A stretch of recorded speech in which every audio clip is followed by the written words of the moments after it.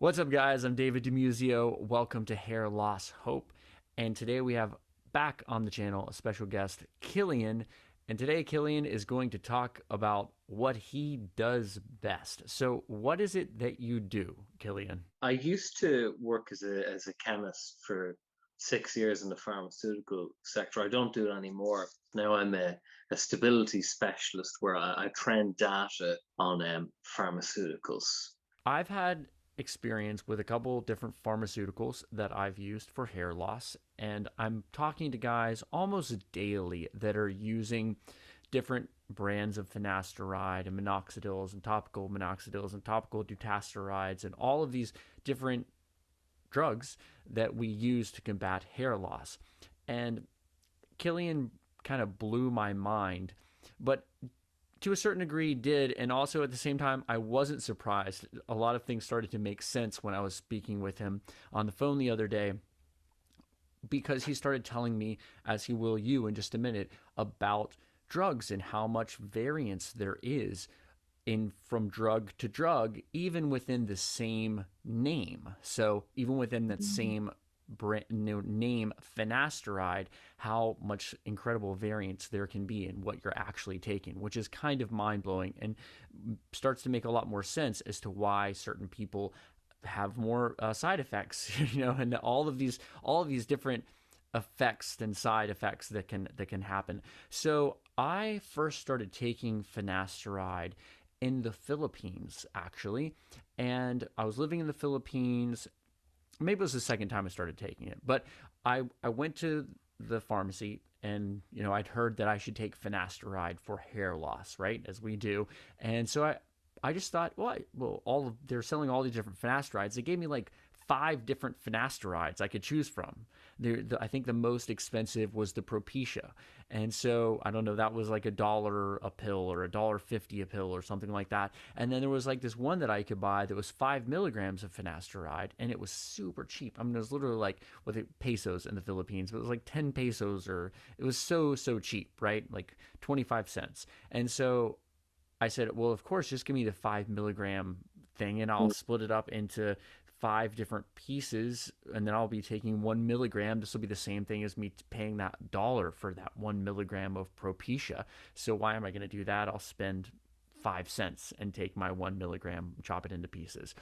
And I actually didn't have a lot of good experience with finasteride. And what I mean is, I did not have any negative side effects that I noticed from finasteride, but actually, it wasn't helping me keep my hair very well. So it did better than when I wasn't taking it, but I still was losing a significant amount of hair. I was still definitely going bald while on finasteride in the Philippines. And that's one of the things that very much made me feel hopeless about hair loss. Is I thought, well, I'm taking this stuff. I'm taking the finasteride. I'm using the minoxidil. This stuff is driving me crazy, and I'm still going bald. Well, what am I doing? I guess I should just shave my head, and that was kind of it. And it wasn't until years later that I decided to get a hair transplant and started learning more about this. One of my friends, I won't say his name, but he called me the other day, and he said that he was using this topical finasteride that he bought from some very popular website here in the US, and he'd had these horrible side effects from it, and come to do a lot more studying on it. And there was this certain ingredients, which I forget now the name of this ingredient, but it's not supposed to be in this topical finasteride solution. But he'd taken it to a lab and had gotten studied and found out there was this ingredient that was causing him all kinds of side effects. And he's actually called me the other day to tell me all about this, because he wants to sue this company, and he's already sent letters to the FDA and all this kind of stuff about his findings. So, Killian, what is all this difference in all these drugs that we're taking, and what would be some suggestion for everyone watching as to how they can maybe do a little better job of finding drugs that are what they think that they are? A complex topic. It's interesting. The first thing to say is that this is common. It can occur if you're taking finasteride and you find you're not responding to it. Switch manufacturers. It may very well work. Why is this? When we have a brand, and it goes off patent, for example. The generic that is now manufactured, contrary to the misbelief perpetuated that they are the same, they are absolutely not the same, but they are very similar because they're allowed to change some parameters. For example, the active ingredient can be changed to a degree, and the average active ingredient variation in its chemical composure from the original brand is 4%. Now, that 4% chemical variation in your generic can potentially cause side effects. Also, they are able to vary the shape of the drug. This is why some finasterides have different shapes. What does shape do? Shape is very important for dissolution. Dissolution, when it occurs in vivo, is the process of which the tablet is dissolved, and it has a direct impact on bioavailability, and it shows us bioequivalence between drugs. And they can also change the excipient. So the excipient is the inactive vehicle that actually contains the API, the active pharmaceutical ingredient. But again, they've shown us in studies, because they're allowed to change the excipient, there has been associated different dissolution values that we see between excipients when they're changed. And again, as we were saying, dissolution shows us bioavailability. In other words, the efficacy can potentially be changed when you start to change these things. This is not just between a brand and a generic, it is between a generic and the next generic.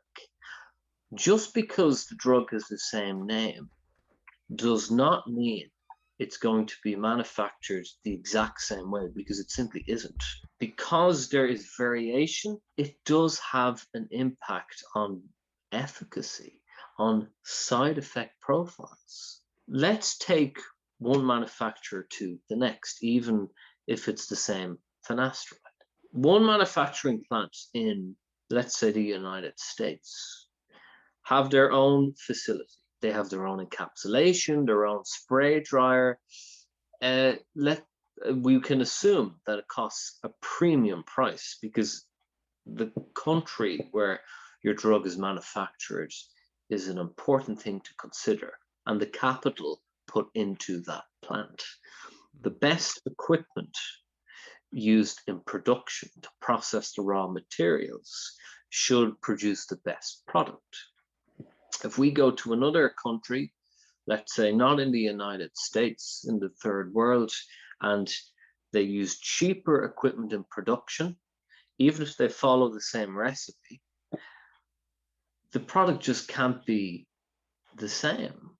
It has to be inferior because the equipment isn't to the same standards. If you buy a spray dryer at X amount and then you buy it for half the price, it's a no-brainer that the better quality spray dryer is that more expensive one, especially when you're talking about pharmaceutical grade equipment. Another thing to say is raw materials come from different suppliers.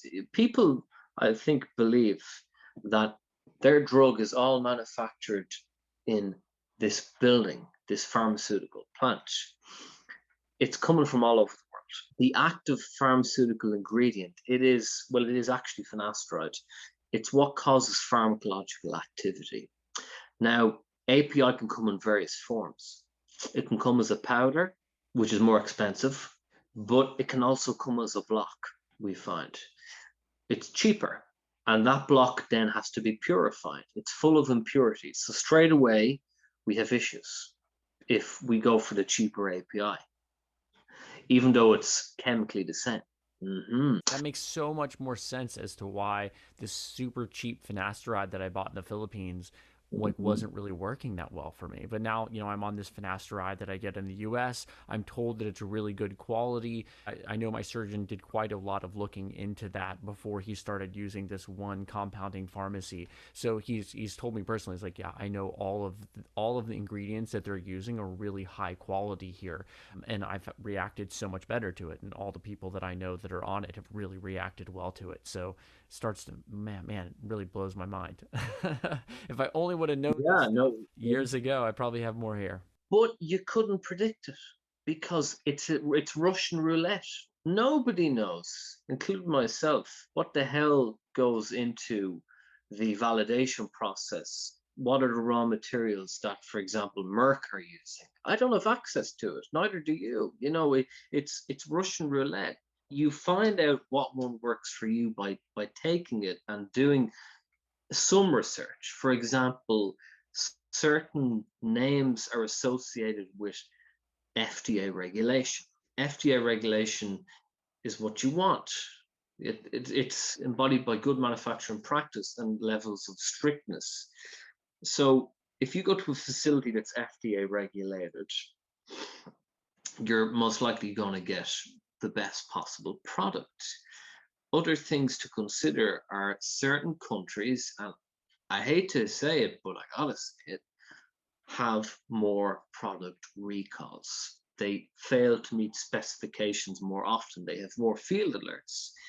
One of our biggest offenders is India. I'll just say, I wouldn't get a drug from India, and I'm choosy with where I want my drugs from. The finasteride that I take is manufactured here in Ireland. We're a pharmaceutical hub. Most of our plants are FDA regulated and we have a good track record. So these are things to consider. Cheap drugs that come from areas in the third world, I believe, should be avoided. That is incredible to hear that. I'm so glad that we had this conversation. It's really been very, very eye opening to me. Well, it's nice to talk about these things, but you get a terrible rep back from people because they don't want to hear it. And unfortunately, I get misrepresented 90% of the time. And I've made this video before. I've taken it down because, people just didn't get what I was saying. They thought I was saying, If it makes you feel any better, they crucified Jesus. I think it's important to say this.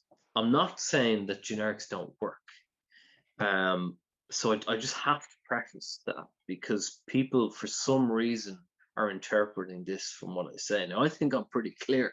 It's all a game of trial and error and seeing what agrees with you.